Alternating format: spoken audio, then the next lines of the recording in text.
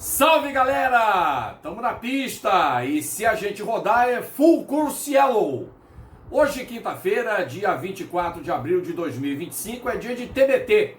É dia de mais um fato marcante, é dia de uma recordação, de uma memorabilia do esporte a motor, seja no Brasil, seja no exterior, em 2 ou 4 rodas. E hoje a homenagem será ao primeiro campeão mundial de endurance entre os pilotos. Provavelmente muitos de vocês que estão me assistindo a partir de agora sequer sabem da existência desse piloto.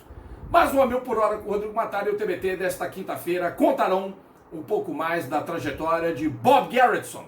Então se liga, porque depois da vinheta a gente volta e aí vídeo inédito, conteúdo inédito e toda a trajetória do primeiro campeão de pilotos da história do Campeonato Mundial de Endurance.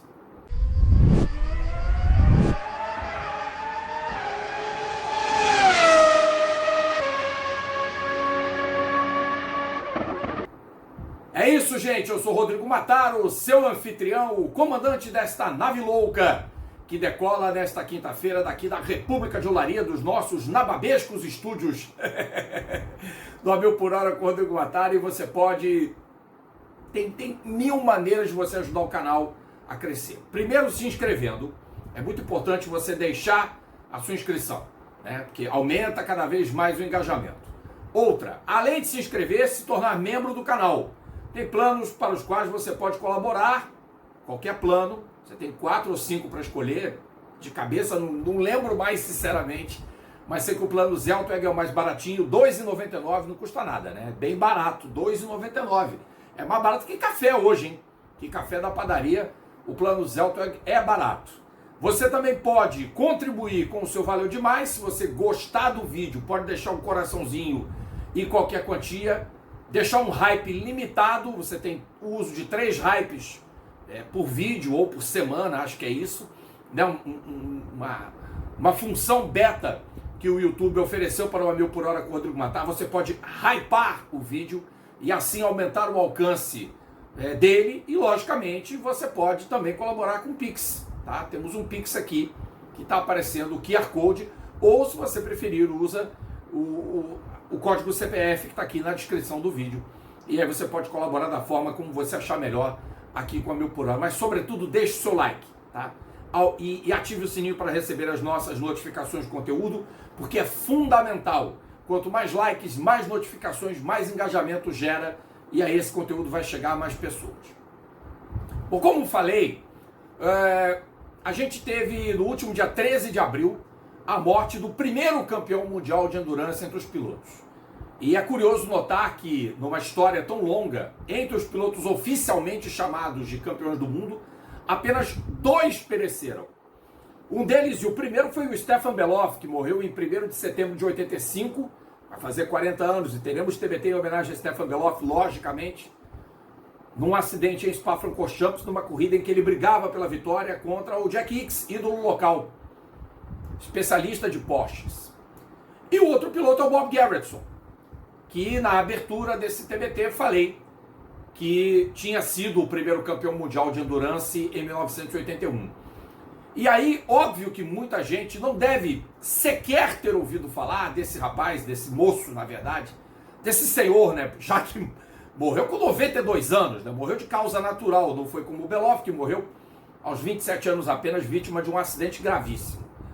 Mas o Bob Gerritsen morreu de causas naturais, viveu muito, foi um empresário, né, um gentleman driver, e perdeu a vida em 13 de abril, alguns dias depois, né, do seu aniversário de 92 anos. Ele morreu, ele fez aniversário dia 8, morreu 5 dias após completar 92 anos de idade. A trajetória do Bob Gerritsen como piloto de competição ela é muito singular, porque ele era um piloto part-time, não tinha uma verdadeira adoração pelo automobilismo a ponto de ser profissional, de guiar em todas as corridas que fossem. Mas, olha o galardão do cara.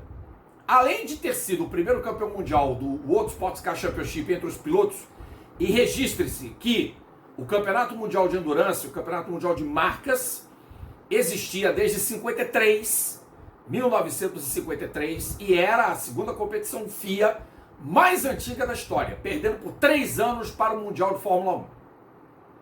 Então o Endurance já tinha 24 horas de Le Mans, que foram inauguradas em 23, já havia outras provas longas, mas um campeonato mundial, FIA, começou em 53 e só em 81 tivemos o primeiro campeonato oficialmente de pilotos.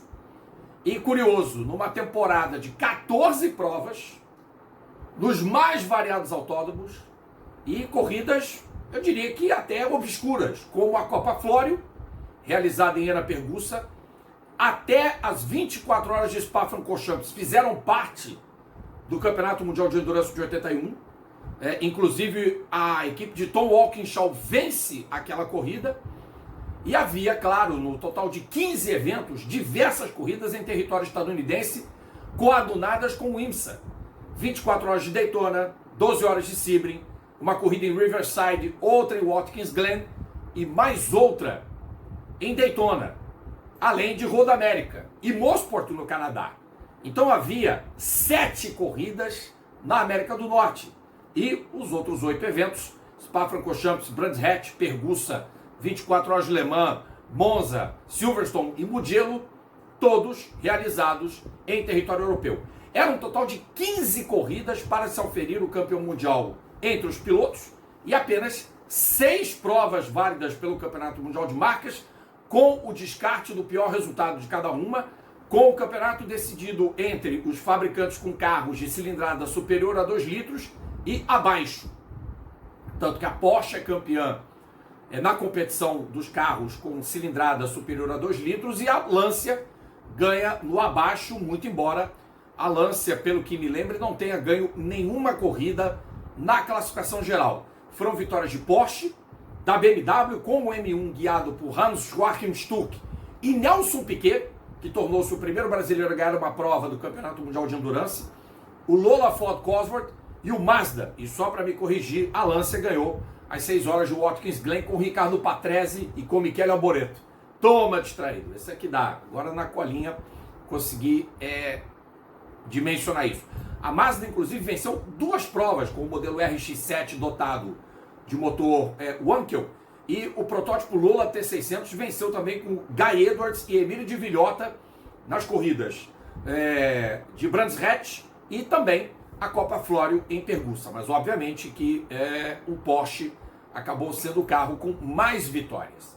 E Bob Gerritsen foi autor de uma dessas vitórias, e logo em grande. Bob Gerritsen, junto a Bob Rahal e Brian Redman, ganhou as 24 horas de Daytona de 1981 com um Porsche 935. Aliás, isso vai ser tema para outro TBT aqui do canal, prometo. Havia uma miríade de Porsches correndo nas mais variadas configurações de aerodinâmica. E uma outra curiosidade acerca da participação da Gerritsen Racing nas provas de longa duração, e ele praticamente corria todos os eventos dos Estados Unidos, além das 24 horas de Le Mans, porque é óbvio que o Bob Gerritsen de besta não tinha nada. O Bob foi o primeiro cara que trouxe a Apple Computers como patrocinadora. Muito pouca gente deve imaginar que Steve Jobs, obviamente, ainda era um mero desconhecido nos anos 1980, quando vem um carro de corrida com o apoio da Apple Computers. E Steve Jobs, em 1981, era um executivo, um inventor de apenas 26 anos de idade. Então, a criação dele ainda dava pequenos passos. Daquele californiano de Palo Alto, que foi ajudado por Bob Gerritsen, de uma certa forma, a popularizar os seus produtos, que se tornaram e são ainda ícones, apesar da morte do entrepreneur, do magnata, do empresário, do inventor, que aconteceu em 5 de outubro de 2011, quando ele tinha 56 anos de idade devido a um tumor no pâncreas. Mas o Bob Gerritsen vence essa 24 horas de Daytona com o Bob Rahal e com o Brian Redman, e aí ele vai somando pontos suficientes com outros pilotos para conquistar o Campeonato Mundial de Endurance sozinho, porque não era obrigatório, logicamente, que os pilotos se subdividissem em todas as corridas com todos os pilotos, tanto que o Bob Rahal, que fez grande parte da temporada também, inclusive alinhando na equipe de Ralph Kent Cook, foi o terceiro colocado do Campeonato Mundial. e Harold Gross, que andava num carro junto a Rolf Stommelen em algumas das etapas, seria o vice-campeão mundial. Além de Dieter Schornstein, ele corria num carro patrocinado pela Velia, o número 22, e também pelo carro da Andy Allmeister, que era uma equipe dos Estados Unidos, porque o Harold Gross fazia tanto o campeonato mundial quanto a Série IMSA, que era onde o Rolf Stommelen, antigo piloto de Fórmula 1, estava lotado. Os pontos eram auferidos da seguinte forma: os 20 primeiros overall ganhavam pontos, tá? E aí as categorias de grupo 6 até 2 litros e grupo 1 e IMSA RS ganhavam 5 pontos de bônus, que era a categoria 6. A categoria 5, que era o grupo 4 e o grupo 1 até 2 litros, acima de 2 litros, desculpem, ganhavam 4 pontos extras. A categoria 4, dentro do World Endurance Championship, ganhava 3 pontos de bônus, que era os carros GTP até 2 litros, os grupo 2 acima de 2 litros, IMSA GTU e grupo C até 2 litros, que era, o grupo C era experimental, ainda não tinha sido homologado para fazer parte do Campeonato Mundial de Endurance, como aconteceu a partir de 82, mas já existiam protótipos grupo C como o WM Peugeot.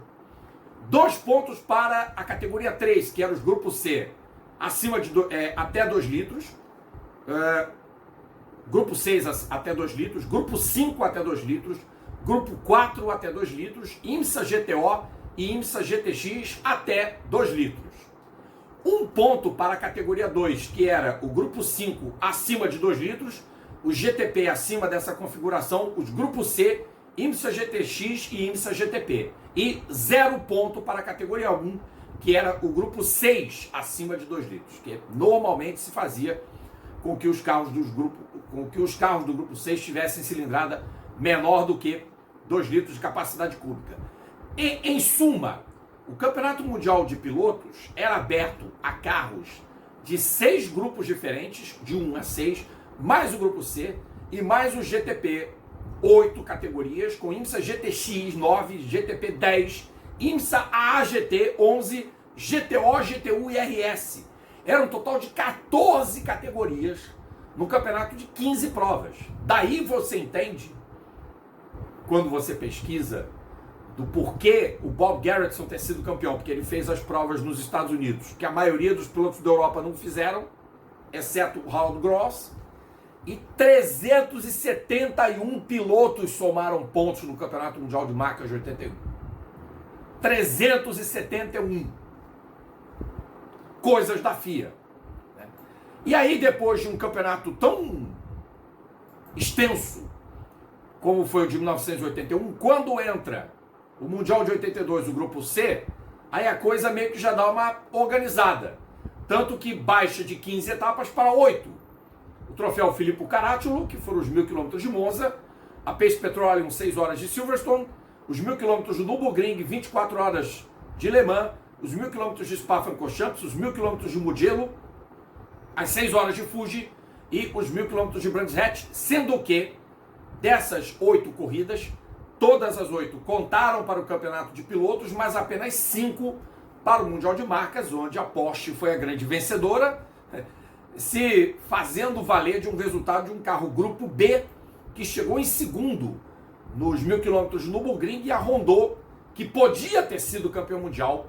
Jean Rondeau poderia ter levado o seu M382 a um histórico título. O Jean Rondeau não foi campeão de construtores porque a Porsche se aproveitou de uma burla do regulamento e levou a taça, como também já tinha feito em 81 na categoria dos carros com cilindrada superior a 2 litros. E o Bob Gerritsen, não obstante as conquistas nas 24 horas de Daytona de 81 e do título mundial de Endurance, ele também conquistou uma vitória nas 12 horas de Sebring de 1978, para provar que o cara não era fraco não. Ademais, ele teve 5 boas participações nas 24 horas de Le Mans entre os anos de 79 e 82, sempre com modelos Porsche, sempre com o 935 e variações. No primeiro ano ele estreou com a equipe Dick Barbour, que foi o ano da participação brasileira. Ele andou com Bob Akin e Steve Earle, participação brasileira de Marinho Amaral, Alfredo Guaraná Menezes e Paulão Gomes. Com Bob Akin e Steve Earle num Porsche 935 77, igual ao carro dos brasileiros, mas na classe IMSA GTX, eles e seus parceiros abandonaram após 159 voltas. No ano de 79, que foi o ano da escandalosa vitória dos irmãos Whittington de Klaus Ludwig, também com o carro da Dick Barbour, mas partilhado com Edwin Abate e Skeeter McKitterick, eles terminaram em terceiro lugar na classificação da IMSA GTX e em oitavo absoluto na prova. Em 1980, quando choveu e Jean Rondeau ganhou, tornando-se o primeiro piloto construtor campeão da história de Lassart, outra vez com a Dick Barbour, com o canadense Alan Moffat e o Bobby Rahal, eles abandonaram após 134 voltas e o carro era um Porsche 935 na versão K3, que seria a mesma que Bob Gerritsen guiou em 81, dividindo o carro com Ralph Kent Cook e Anne Charlotte Verney, chegando em sexto absoluto e em segundo na classe IMSA GTX, e aí em 82, na sua última participação, já como Gerritsen Developments, com Ray Ratcliffe e Anne Charlotte Verney, eles chegaram em quinto lugar na divisão IMSA GTX e 11º na classificação geral. Ou seja, Bob Gerritsen podia não ser um grande piloto profissional, podia não ser um cara absolutamente dedicado, mas terminou 3 edições das 24 horas de Le Mans, 2 no top 10, foi 2 vezes ao pódio, ganhou uma prova do Campeonato Mundial de Endurance, venceu as 12 horas de Sebring e foi o primeiro campeão mundial de Endurance entre os pilotos em 1981. Dessa, por mais que se discorde da questão do regulamento, de haver um excesso de corridas, eram 15, cabe lembrar, e ele não disputar todo o campeonato, mas ele aproveitou todas as situações que teve, guiou com Bob Rahal, guiou com Brian Redman, teve Rick Mears ao seu lado, outros bons pilotos estadunidenses, e por isso, com mérito, foi campeão mundial de Endurance entre pilotos em 1981, o primeiro da história, recém-falecido, no último dia 13, como falei, porque pediram o TBT dos 40 anos da vitória do Ayrton Senna, mas gente, da vitória do Ayrton Senna, pode-se falar atemporalmente lá do Estoril, pode-se falar quando completar 50 anos, quando completar 45, o canal, espero, esteja subsistindo, mas o A Mil por Hora com o Rodrigo Matar vai ficar, né? Então, estamos aí, ficamos e ficaremos. E claro, espero que vocês tenham gostado desse TBT, que foi feito com muito carinho para o nosso público entusiasmado por velocidade. O A Mil por Hora com o Rodrigo Matar volta na sexta-feira, volta amanhã, com mais um vídeo inédito da série Minis com História. E olha só, aí no final de semana nós vamos ter 7 transmissões ao vivo. Sabe por quê? Voltaram as categorias do GT Open. Nós teremos GT Open, GT Cup Open e Eurofórmula Open. A primeira rodada no Autódromo do Algarve, sábado e domingo, tudo ao vivo aqui no A Mil por Hora com o Rodrigo Matar. Valeu, pessoal. Tchau.